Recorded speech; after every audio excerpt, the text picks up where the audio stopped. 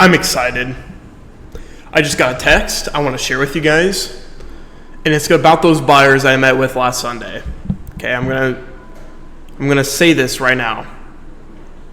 Hi Nick, sorry got the late text. We've had a crazy week/weekend. We can talk tomorrow, but we'd like to put in an offer on the house.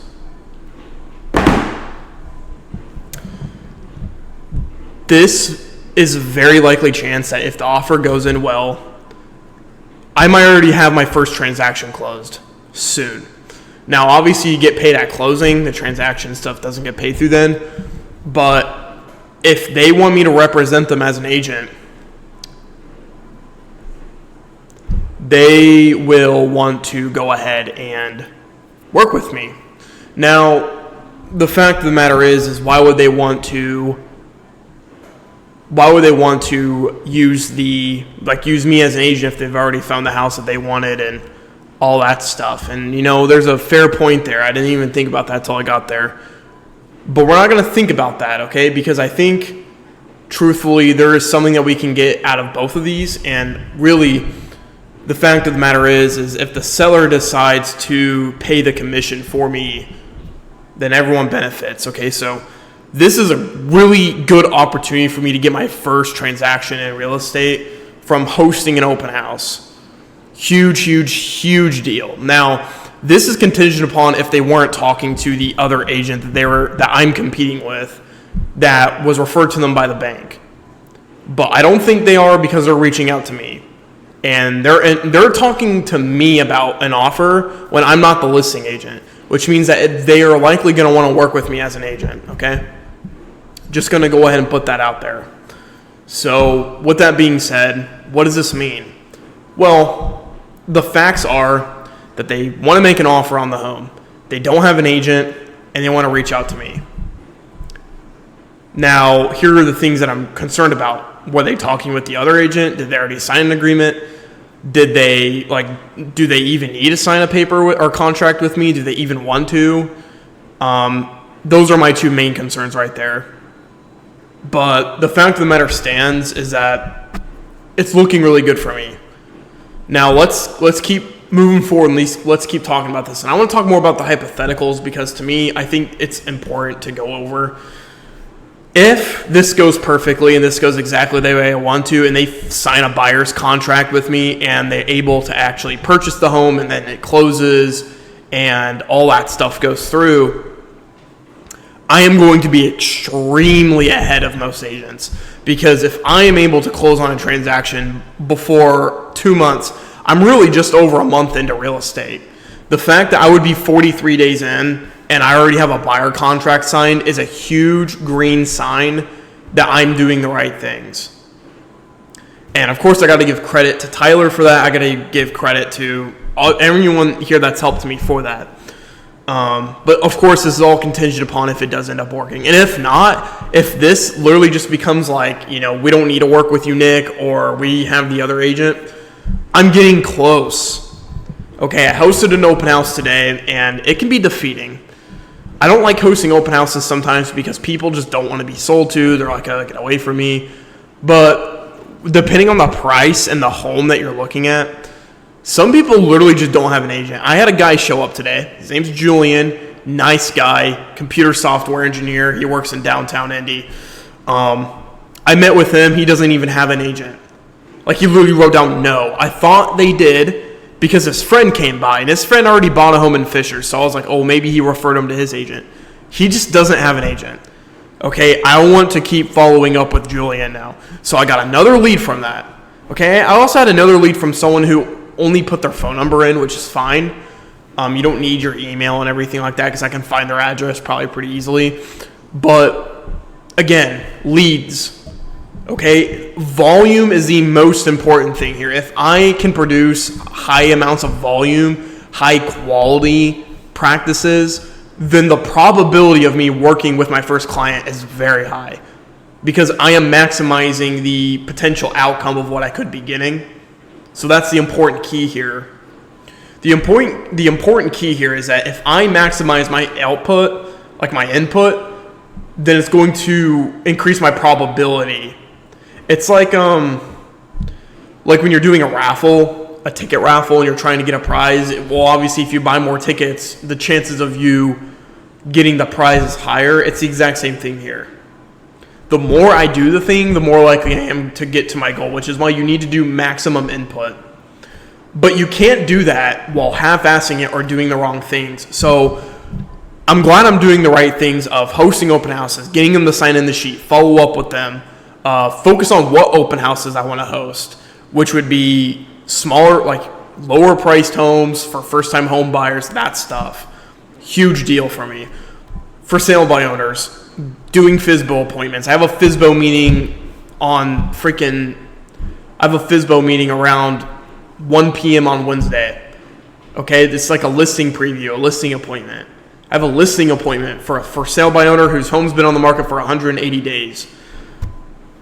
I just want to get to know more about his home. His name's Brian. Seems like a great dude. You see what I'm getting at here? Okay, it's been what I've been saying in all these videos. I am working with people in real estate that I don't know, and I'm getting appointments with them, and I might be getting a contract soon. And again, that has to do with the fact that I'm working really hard and I'm doing the right things, and because I'm listening and I'm coachable and I'm learning every single day. Now, with that being said, my license plate for my car expired and it's past due, which makes me a little nervous because I don't want to pay additional fees. But what makes it even more stressful is that since I have a new car, my renewal plate fee is extremely higher than, or much higher than I thought it was going to be. And so I'm going to have to pay that out of pocket. Of course, my mom's going to help me with that. She's going to pay it over time, so that's so nice of her. But for a short period of time, I'm going to be well below budget, and I might need to start thinking about making extra income soon. It's probably going to have to be through DoorDash.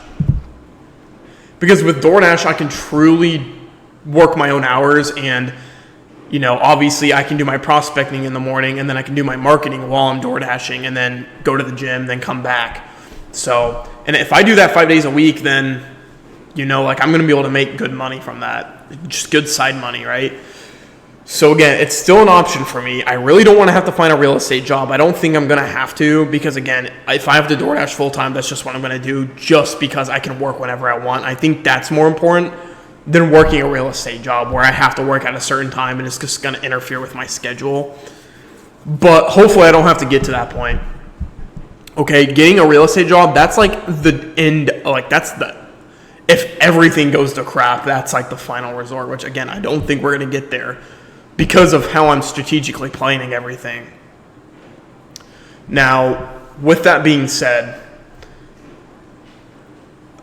it's already been clear I'm far ahead of most agents, and that doesn't have anything to do with how many, you know, transactions I've already closed, or, you know, if I know anybody in the brokerage or anything like that, or if I have any prior knowledge about real estate. I don't. Okay? What's making me stand out are a few things. Number one, most important reason why I'm ahead of most agents right now is because I'm showing up every day. I have not missed a day of work, not even close. I treat it almost like a 9 to 5 in the sense that I have to go to work in this time. My mind is still wired where I can't just go 2 hours later or an hour later or anything like that. I need to get there in the time that I need to get there because that's how I work, okay? I do the tasks that I was scheduled to do.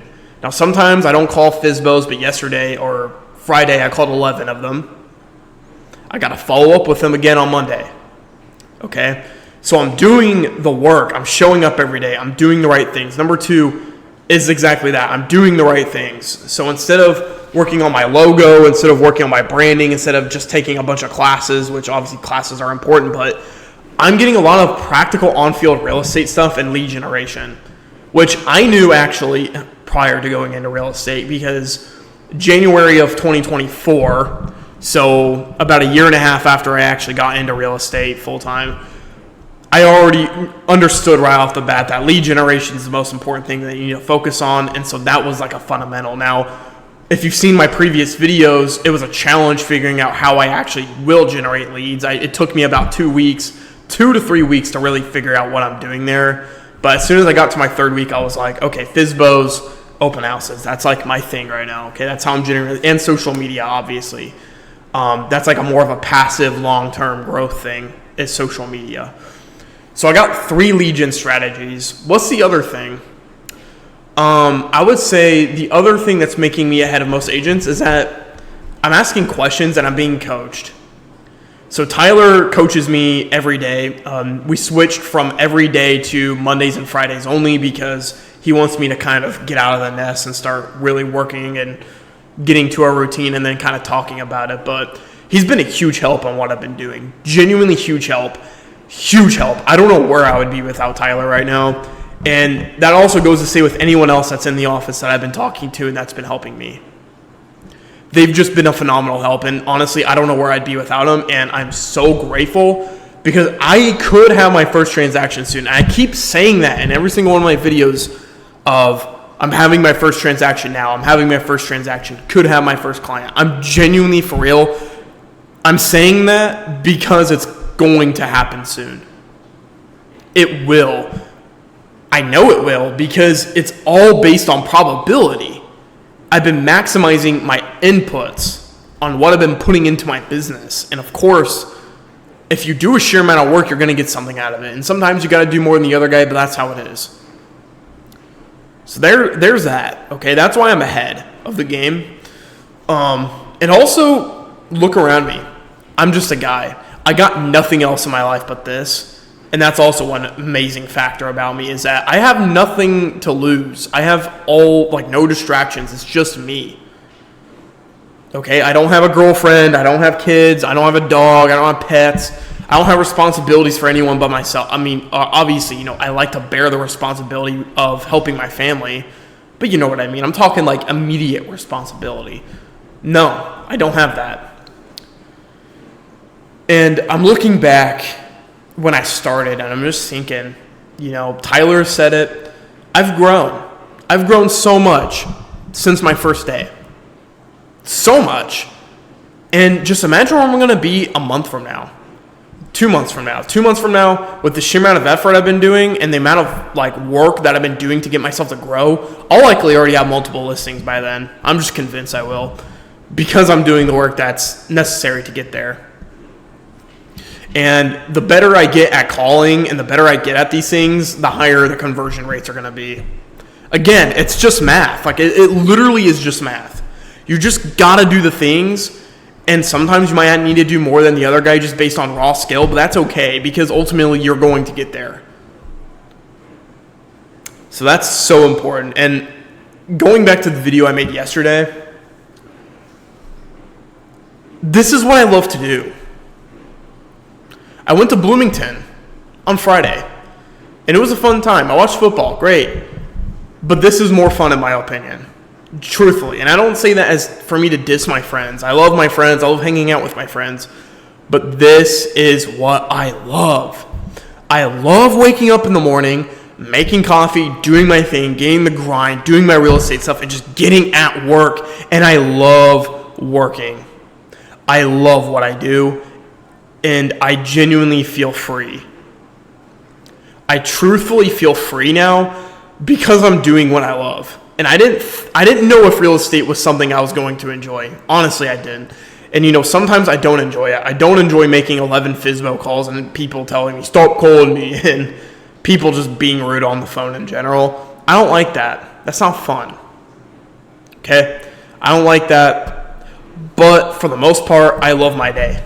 I love what I do. And even then, if that is the worst my day goes, I must have it really good then. I could be working at McDonald's right now, 12 a.m., 24-hour shift. You get people coming in, yelling at you. The lights are bright. You're tired. You hate your coworkers. Your boss is annoying. You don't get paid enough. You're living paycheck to paycheck. I could be in that life. But I'm not in that life. And for that, I'm eternally grateful. I don't even think much about how great my life actually is. And of course, in the video I made on day 29, Feeling Blessed, I did talk more about that.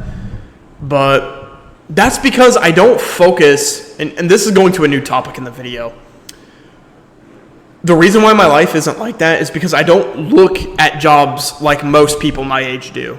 Most people my age, they look at a job like it's only a way to make money.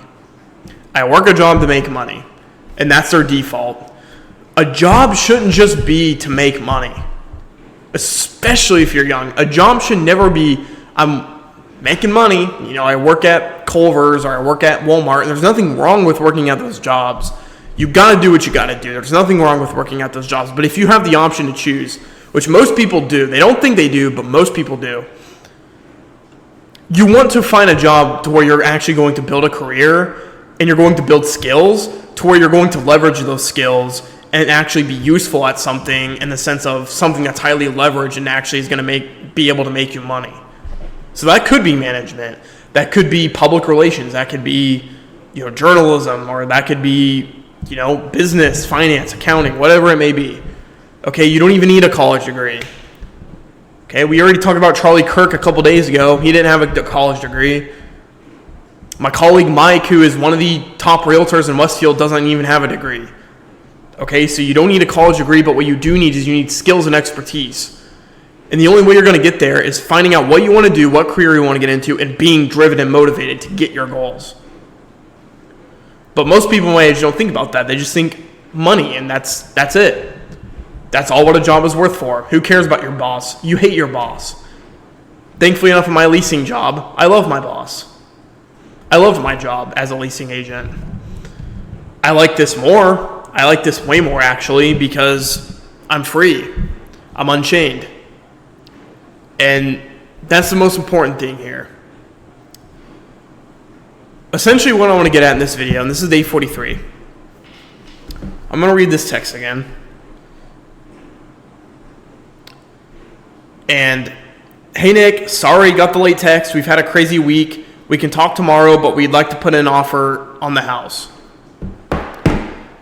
I am over analyzing it. Tyler, if you're watching this, there's so much going in my brain right now. I'm looking too deep into that text. If I'm not looking too deep into that text, what is it telling me?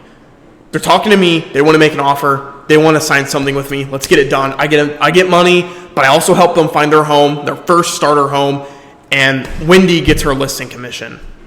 Everyone benefits at the end of the day. And if I can get Wendy and her listing, because she works in the same office as me, and I find her a buyer, what does that say about our relationship? What does it say about me working with people in the office? Hey, if you host an open house with me, I've already found buyers for you. It builds rapport. It builds reputation. Okay, again, I'm overthinking it. I'm really hoping that this goes out well, because if it does, great. If not, there's more opportunities ahead. Again, I'm stacking the pipeline. I got a pipeline of FSBOs. I got a pipeline of open house leads. I'm doing it. I'm actually doing it. We're going to talk more about this in day 44, and hopefully by that video, we will know when I'm meeting with them to sign a paper, okay? Anyways, guys, great video. You guys have a great rest of your night. Sleep well, and I'll see you guys in day 44, so take care.